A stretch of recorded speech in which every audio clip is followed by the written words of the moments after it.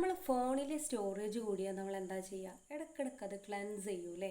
ഇപ്പോൾ ഫോണിലല്ലെങ്കിലും നമ്മൾ കമ്പ്യൂട്ടറിലാണെങ്കിലും നമ്മൾ അത് സ്റ്റോറേജ് കൂടിക്കഴിഞ്ഞാൽ നമുക്കത് ഹാങ് ആവും. അത് നമ്മൾ വിചാരിച്ച രീതിയിൽ അത് കൈകാര്യം ചെയ്യാൻ നമുക്ക് പറ്റൂല. അതേപോലെ തന്നെയാണ് മനുഷ്യൻ്റെ മനസ്സിൻ്റെ കാര്യവും.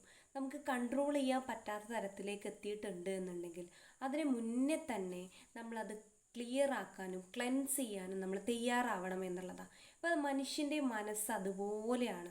ഇപ്പോൾ ഒരു ഫോൺ പ്രവർത്തിക്കുന്ന പോലെ, കമ്പ്യൂട്ടർ പ്രവർത്തിക്കുന്ന പോലെ തന്നെ മനുഷ്യൻ്റെ ഹൃദയം പ്രവർത്തിക്കുന്ന പോലെ തന്നെ മനുഷ്യൻ്റെ ബോഡി, മൈൻഡ്, സോൾ ഈ ലെവലിൽ നമ്മൾ പ്രവർത്തിക്കേണ്ടത് അത്യാവശ്യമാണ്.